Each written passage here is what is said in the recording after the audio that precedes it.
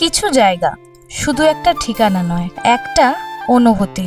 আর আমার জন্য সেই অনুভূতিটির নাম হলো আমার দিদির বাড়ি, যেখানে লুকিয়ে রয়েছে হাজারো স্মৃতি, ভালোবাসা আর ছোটবেলার গল্প। আজ তোমাদেরকে নিয়ে চললাম সেই ভালোবাসার ঠিকানায়।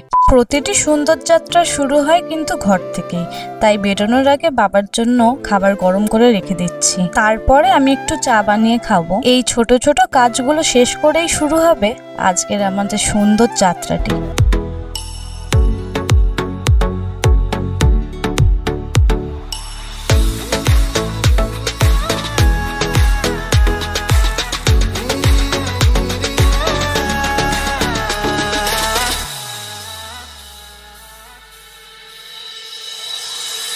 দিদির বাড়ি যাচ্ছি, এটা হয়তো অনেকের কাছেই খুব সাধারণ মনে হতে পারে, কিন্তু আমার কাছে এর মানেটা একটু অন্যরকম। কারণ আমার মা বাবা তো আর নেই, তাই দিদির বাড়ি যাওয়া মানেই যেন আবারও মা বাবার ভালোবাসার কাছে ফিরে যাওয়া। দিদির মুখে আমি মায়ের মায়া আর বাবার স্নেহ খুঁজে পাই। সময় হয়তো অনেক কিছুই বদলে দিয়েছে, কিন্তু কিছু শূন্যতা কখনোই পূরণ হয় না। দিদির বাড়িতে গেলে মনে হয় আমি একা নই, সেখানে এখনো আমার জন্য অপেক্ষা করে থাকে এক টুকরো পরিবার, এক টুকরো আদর আর অনেকটা ভালোবাসা। আর জানো তো, যখনই কোথাও যাওয়ার জন্য তৈরি হই, নিজেরই এত তাড়া থাকে যে ছেলেটাকে নিজের হাতে পুরোপুরি তৈরি করে দিতে পারি না। তখন ওর বাবা নিঃশব্দে সব দায়িত্ব নিজের কাঁধে তুলে নেয়। আমি নিজের প্রস্তুতি নিয়ে ব্যস্ত থাকি, আর ও ধৈর্য ধরে আমাদের ছেলেকে তৈরি করে দেয়, জামা পরিয়ে দেয়, চুল আঁচড়ে দেয়, ছোট ছোট সবকিছু গুছিয়ে দেয়। একটা পরিবার শুধু বড় বড় কথায় তৈরি হয় না, এমন ছোট ছোট দায়িত্বে আর যত্নের মধ্যেই লুকিয়ে থাকে আসল ভালোবাসা। অবশেষে সবকিছু গুছিয়ে নিয়ে স্টেশনে পৌঁছে গেছি।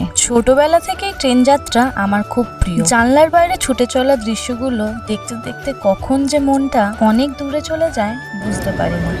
সো আমরা উঠে গেছি ট্রেনে। জীবনে অনেক কিছু বদলে যায়, অনেক মানুষ হারিয়ে যায়, কিন্তু কিছু সম্পর্ক কখনোই বদলায় না। আজকে সেই সম্পর্কটা নেই আবার বেরোনো। ট্রেন ছুটে চলেছে নিজের গতিতে, আর সন্ধ্যা নেমে আসছে ধীরে ধীরে। ট্রেনের এই দৃশ্য দেখতে দেখতে একটা গান খুব মনে পড়ছে। যখন পড়বে না মোর পায়ের চিহ্ন এই বাটে, আমি বাইব না, আমি বাইব না মোর খেয়া তরি এই ঘাটে গো। যখন পড়বে না মোর পায়ের চিহ্ন এই বাটে। পাপা, তোর মাসির বাড়ি যাচ্ছ? মজা হচ্ছে? গোপাল দাদাকে কে ধরে খিদে পেয়েছে? খিদে পেয়েছে? খিদে আর পায় না। কিছুদিন আগেই খবরের মাধ্যমে দেখছিলাম যে দমদম স্টেশনের উপরে হকারদের দোকানগুলো উঠিয়ে দেওয়া হয়েছে। আজ দমদম ছাড়ার পর নিজের চোখে দেখলাম, সত্যি যেন পুরো চেহারাটাই বদলে গেছে। দমদম স্টেশনটা বরাবরই আমার কাছে প্রাণবন্ত একটা স্টেশন, আর সেই দমদমেরই চেনা দোকানগুলো আজ আর নেই। এটাই হয়তো সময়ের নিয়ম। কিছু নতুন আসে, আর কিছু হয়তো স্মৃতি হয়ে থেকে যায়। এই পরিবর্তনকে কেউ স্বাগতম জানিয়েছে, কেউ আবার কষ্ট পেয়েছে। সকলেরই নিজস্ব মতামত রয়েছে। আমি তো শুধুমাত্র এই বদলে যাওয়া দৃশ্যটি তোমাদের সাথে ভাগ করে নিলাম। শিয়ালদা ঢোকার আগে এখন ট্রেন দাঁড়িয়ে আছে, আর এখানে টাইম দেখাচ্ছে। কটা টাইম? টাইম কটা হলো? লোকাল ট্রেনের টাইম টেবিল শুধুমাত্র সাজানোর জন্য, আসল সময়টা তো ট্রেনের মুডের উপর নির্ভর করে। ট্রেনটা শিয়ালদায় ঢোকার সময় ছিল 8:55, এখন দেখো 9:15 বেজে গেছে। এখন তাও ঢুকছে ঢিকঢিক করে করে, পুরোপুরি থামতে থামতে 9:20 তো বাজাবে। ট্রেন থেকে নেমে এখন আমাদের যেতে হবে আবার সাউথ সেকশনের দিকে, তারপরে যে কোনো ট্রেন ধরে বালিগঞ্জ। ট্রেন লেট হোক কিংবা ঠিক সময়ে আসুক, শিয়ালদার ভিড় দেখলে বোঝা যায় শহরটা কখনোই থেমে থাকে না। ট্রেনের এই ছোট্ট যাত্রা তো আজকের শেষ, কিন্তু এরপর থেকেই তো শুরু হবে আজকের গল্প। আর শিয়ালদাতে নেমে দেখছিলাম প্ল্যাটফর্মের কোনো কাজ চলছে। সাধারণত এরকম 9টা-10টার সময় কাজ হতে কোনোদিন দেখিনি। স্টেশন পরিষ্কার হোক কিংবা এইসব কাজ রাত 11টা-12টার পর থেকেই সবসময় দেখেছি শুরু হতে। আর পুরো ট্রেনের মধ্যে কিন্তু গোপালকে আগলে রেখেছিল ননি, কোলে করে চাপটে ধরে বসেছিল গোপালকে নিয়ে। যাই হোক, এখন আমরা সামনের দিকে এগোই।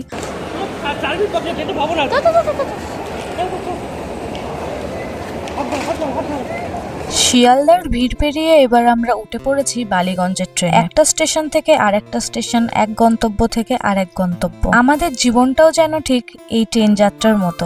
নেমে গেলাম আমরা বালিগঞ্জ।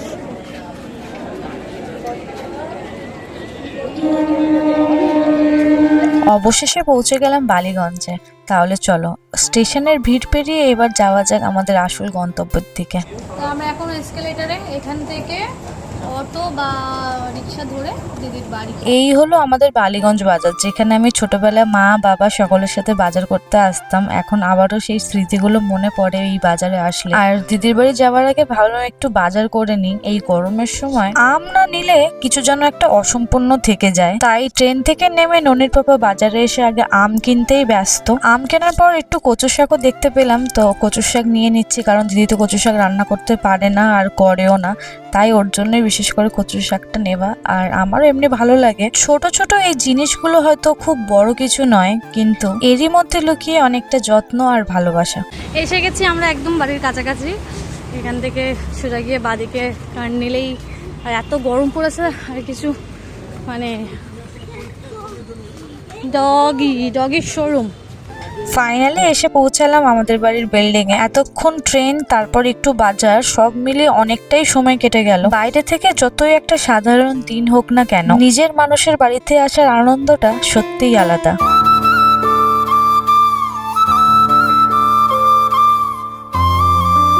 আমরা চলে এসেছি, এখন একটু গল্প আড্ডা মজা দিদির সাথে হবে। তার আগে একটু ওদের সাথে দেখা করে আসি, আর এই ওদের জন্য খাবার এনেছি সেটা দিয়ে আসি ওদেরকে। ননি আয় আমার ঘরে। হ্যালো গাইস,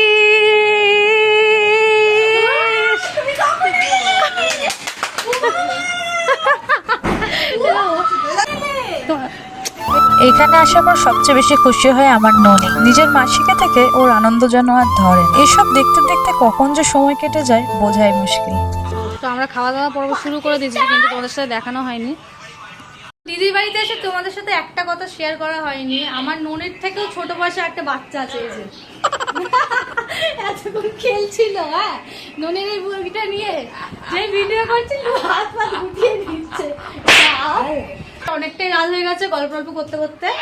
এখন ডিনার টাইম, ডিনার করব। দিদি কি কি রান্না করেছে চলো দেখাই। দিদি রান্না করেছে ভেন্ডি আলুর চচ্চড়ি, ডাল, আর এখানে পটল আলুর তরকারি, আরো কি সব রয়েছে। দিদির বাড়িতে এসে সবাই মিলে খাওয়া দাওয়া, হাসি আড্ডা সবকিছু হলো। এখন রাত 1টা প্রায় বেজে গেছে। আমাদের ছেলে আমাদের সাথে শোবে না, আমাদের ছেলে শোবে ওর মাসির সাথে, চলে গেছে ও আলাদা ঘন্টায়। আবার দেখা হচ্ছে কালকে সকালবেলা 2000 years later. আমাদের গুড মর্নিং হলো, কিন্তু রূপমের স্কুল কমপ্লিট হয়ে গেল আজকে, কারণ সরকার থেকে তো এখন গরমকালে মর্নিং স্কুল করে দিয়েছে 7টা থেকে কটারে, 7টা থেকে 11টা। তো সকালের ব্রেকফাস্টটা আজকে রয়েছে এখানে। দিদি সব কচুরি টচুরি দোকান থেকে নিয়ে এসেই যাবো। ছোলার ডাল, খুব টেস্টি বানায় এখানকার কচুরিটা। ছোলার ডাল আমি আসলে দিদি নিয়ে আসে। আর এখানে তরকারি, চা করে নিয়েছি, আর কচুরি। এই নে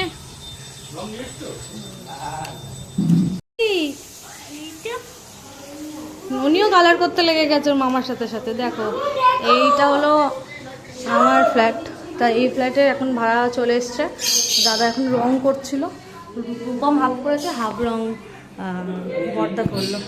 আজকে এত গরম, এখন রান্না যেহেতু কমপ্লিট হয়নি, ওই আমাদের ঠান্ডা মহারাজকে এখনও চালাতে পারছি না। যত তাড়াতাড়ি পারি এই রান্নাটা শেষ করলে হবে। তা আপাতত এখানে পটল ভাজা রান্না হচ্ছে, আর মাছের ঝোল হয়ে গেছে। এখন শুধু কচু শাকটা করলে কমপ্লিট।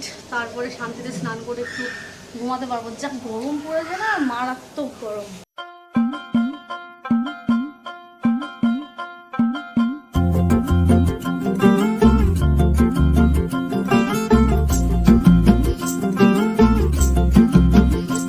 তো আজকে রান্না হলো এই মাছের ঝোল, ডাল, আর এখানে করেছি কচু শাক মাছের মাথা দিয়ে, যেটা আমার ফেভারিট। দিদিটা তো আসলে কচু শাকটা দিদি পারে না রান্না করতে, খায়ও না, তো ওই জন্য বিশেষ করে কালকে বাজার থেকে আসার সময় পেলাম, যখন নিয়ে আসলাম। সাধারণ মেনু এই। কালকে তো দেখেছিলাম কত রকম আছে, এখনও ওই সব খাবারগুলো এখনও ফ্রিজে রয়েছে। মানে এত রান্না করেছে দিদি দুবেলার জন্য, বেঁচে রয়েছে এখনও ফ্রিজে। আর এত খাটাখাটনির পর এখন একটু রেস্ট নিই, বিশ্রাম নিয়ে যাবো স্নান করতে। 2000 years later. মাই গড, আকাশ দেখো, পড়ছে বৃষ্টি। আমরা দৌড়ে দৌড়ে ওপরে আসলাম, আসতে তো হাঁপিয়ে গেছি। জাস্ট ওয়েদারটা দেখার জন্য ছাদে আসলাম। উফ, সেই লাগছে, সেই সারাদিন যেই পরিমাণে গরম, তোমাদেরকে আমি ব্লগে কতবার বলেছি। হ্যাঁ, আর প্রকৃতি একেবারে শান্তি দিয়ে দিয়েছে। কাল থেকে শুরু করে আজ পর্যন্ত যা গরম ছিল সকলে হাঁসফাঁস করছিলাম রীতি। মনে হচ্ছিল বৃষ্টি যদি একটু হতো। আর ঠিক বিকেলের দিকেই হঠাৎ করে আকাশ কালো হয়ে এলো। তারপরে শুরু হলো ঝুম বৃষ্টি। সারাদিনের গরমের পর এই বৃষ্টি মনে হচ্ছিল সত্যি যেন প্রকৃতির এক সুন্দর উপহার।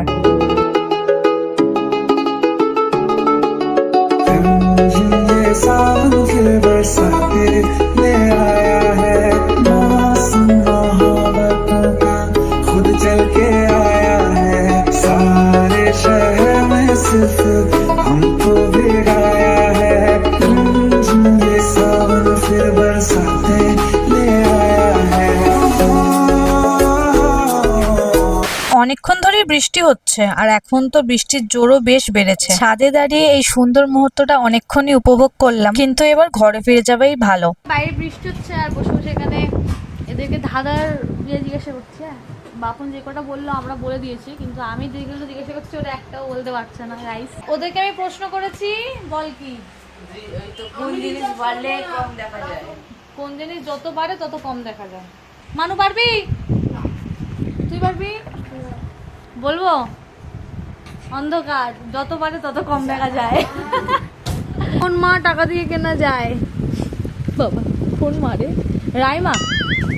হ্যাঁ, রাইমা। হ্যাঁ, রাইমা কারোর নাম? পাচ্ছি না, বল। তোমাকে ভিডিও বানাচ্ছে চশমা। চশমা। এই ওই গানটা করছি না। আমরা যে কমান্ডার একটা রূপালীকে পেয়েছি, ঠিক আছে? আমি এটা কাটতে কাছে হ্যাঁ, এটা যখন আমি আর্মিতে ছিলাম তখনকার ছবি। আচ্ছা। তো বাড়ি আসার পরে এখন আমি মানে বাড়িটাকে পার্লার মতো বানিয়েছি গাইস, কারণ অনেকদিন ধরে ওর আবদার যে আমাকে আইব্রো করে দিও তুমি বাড়ি এসে। এখন তার জন্য আইব্রো করছি এর। আর করতে করতে মনে পড়লো যে তোমাদেরকে একবার দেখানো দরকার। তো গাইস, এরম ছিল, আমি আপাতত এরম করে দিয়েছি, একটা বাকি আছে, তোমাদেরকে একটু দেখিয়ে নিলাম। তা চলো বাদ বাকিটা ওর কমপ্লিট করে দেওয়া যাক, কারণ কালকে ওর আবার স্পেশাল গেস্ট আসবে তো আমাদের বাড়িতে। সেটা তোমরা আমার বার্থডে ব্লগে কিন্তু দেখতে পারবে যে কোন স্পেশাল গেস্ট আসছে আমাদের বাড়িতে কালকে। বাইরে থেকে দেখলে হয়তো খুব সাধারণ একটা দিন, কিন্তু আমার কাছে এই ছোট ছোট মুহূর্তগুলোই সবচেয়ে মূল্যবান। প্রিয় মানুষগুলোর সঙ্গে কাটানোর সময় একটু হাসি, একটু যত্ন, এসব নিয়েই তো জীবন সুন্দর। তবে আজকের জন্য তোমাদের থেকে এখানেই বিদায় নিচ্ছি। প্রতিটি দিন একটা নতুন গল্প, আর সেই গল্প নিয়েই আবারও ফিরবো। Stay connected and stay happy. Bye bye.